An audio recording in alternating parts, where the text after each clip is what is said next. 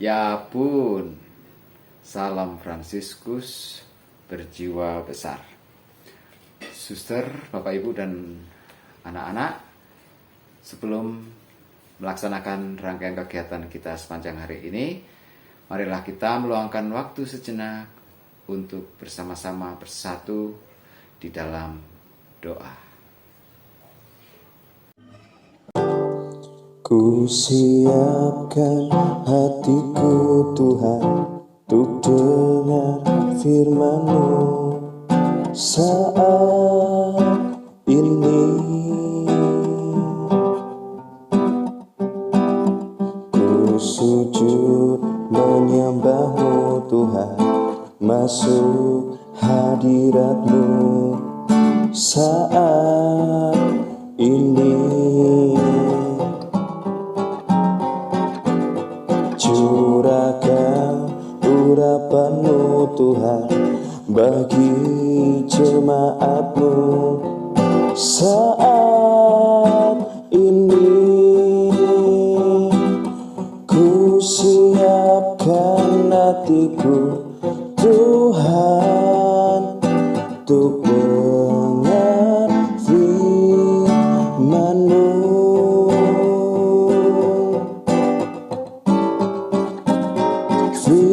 Firman-Mu Tuhan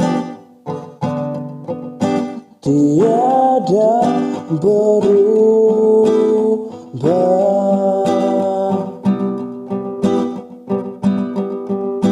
dahulu, sekarang, selama-lamanya tiada berubah.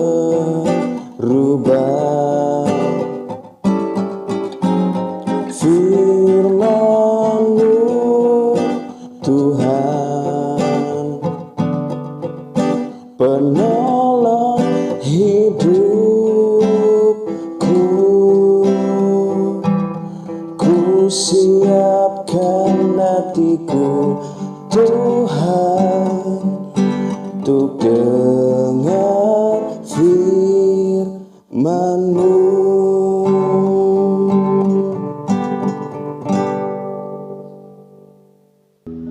Dalam nama Bapa dan Putera dan Roh Kudus. Amin. Semoga Tuhan melimpahkan rahmat atas kita semua yang berhimpun demi nama-Nya, sekarang dan selama-lamanya. Suster, Bapak, Ibu, dan anak-anak yang dikasihi Tuhan, kita meluangkan waktu untuk bertemu di sini, di dalam doa bersama. Kita semua ingin memohon doa restu. Kita ingin memohon berkat Tuhan, supaya kita selamat, supaya kita berhasil di dalam pekerjaan dan usaha, di dalam belajar kita, agar kita mendapatkan perlindungan di dalam perjalanan, juga di dalam setiap langkah yang kita buat sepanjang hari ini. Kita percaya hanya Tuhanlah tumpuan harapan kita. Maka marilah kita masuk ke dalam keheningan dan mengangkat hati kita ke hadapannya. Marilah kita hening sejenak. Marilah kita berdoa. Ya Allah, Bapa yang Maha Pengasih, Engkau selalu tahu dan memperhatikan segala kebutuhan kami. Engkau pun selalu mengatur apa yang paling baik bagi kami. Maka kami mohon berkatilah kami semua di dalam melaksanakan karya penting yang akan kami hadapi sepanjang hari ini. Semoga kami dapat menyelesaikannya dengan baik. Demi Kristus Putra-Mu, Tuhan dan pengantara kami, yang bersatu dengan Dikau dan Roh Kudus, hidup dan berkuasa kini dan sepanjang masa. Amin. Marilah kita mendengarkan sabda Tuhan. Inilah Injil Yesus Kristus menurut Lukas. Dimuliakanlah Tuhan. Pada suatu hari Sabat, Yesus datang ke rumah salah seorang pemimpin dari orang-orang Farisi untuk makan di situ. Semua yang hadir mengamati dia dengan seksama. Tiba-tiba datanglah seorang yang sakit busung air berdiri di hadapannya. Lalu Yesus berkata kepada ahli-ahli Taurat dan orang-orang Farisi, katanya, diperbolehkan menyembuhkan orang pada hari Sabat atau tidak? Mereka itu diam semuanya. Lalu ia memegang tangan orang yang sakit itu dan menyembuhkannya, dan menyuruhnya pergi. Kemudian ia berkata kepada mereka, siapakah di antara kamu yang tidak segera menarik keluar anaknya atau lembunya kalau terprosok ke dalam sebuah sumur, meskipun pada hari Sabat mereka tidak sanggup membantahnya? Demikianlah sabda Tuhan. Terpujilah Kristus. Kita mendengarkan renungan pada hari ini. Perbedaan tentang penyembuhan pada hari Sabat itu tidak berhenti dan terus berulang kali terjadi, walaupun Yesus sudah menegaskan dan memberi contoh bahwa lebih baik menolong sesama ketimbang kita terlalu kaku pada aturan. Hari ini Injil mengisahkan soal apakah diperbolehkan menyembuhkan orang pada hari Sabat atau tidak. Orang Farisi bertanya hal itu kepada Yesus. Tetapi Yesus menjawab dengan kalimat yang langsung membuat mereka tidak sanggup membantahnya. Siapakah di antara kamu yang tidak segera menarik keluar anaknya atau lembunya kalau terprosok ke dalam sebuah sumur? Tampaknya Yesus sudah sangat kesal menjelaskan kepada orang Farisi dan ahli Taurat. Yesus tidak menggunakan kata-kata yang manis lagi. Yesus tidak pakai teori-teori lagi. Tetapi Yesus langsung menohok mereka dengan sebuah kritikan pedas. Kalau saat ini kebetulan kita adalah pemegang jabatan yang menentukan banyak hal dalam kehidupan bersama, entah di sekolah, di kantor, di gereja, jangan pernah menjadikan hukum yang tertulis sebagai pegangan satu-satunya. Masih ada hukum lain, yaitu apa yang Tuhan sudah tanamkan dalam hati kita.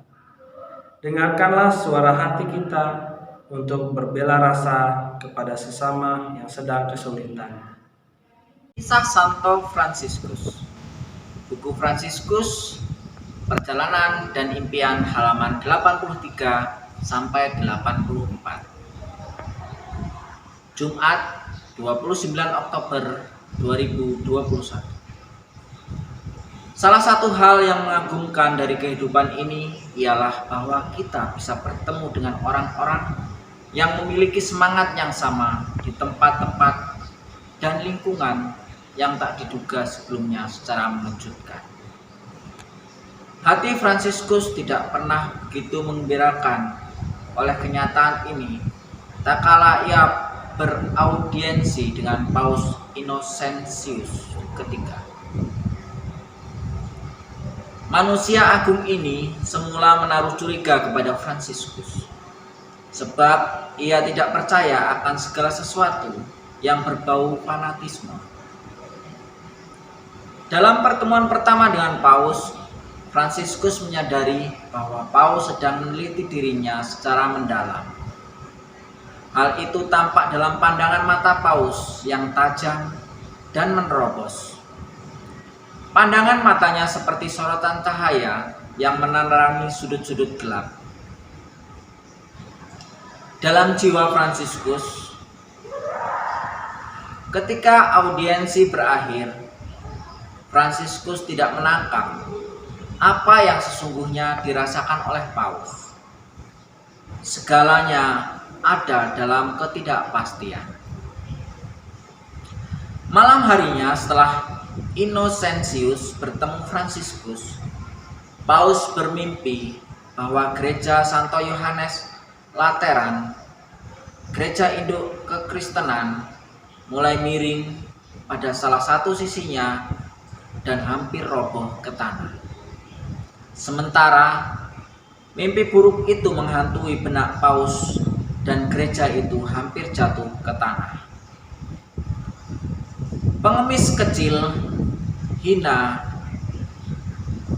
Dina beralih keluar dari bayangan kegelapan dan menopang gedung itu dengan pundaknya. Paus terbangun dengan keringat dingin dan dia ingat pengemis itu adalah Fransiskus, orang miskin dari Asisi. Hingga saat itu, Innocentius tidak pernah menaruh perhatian akan mimpi-mimpi buruknya.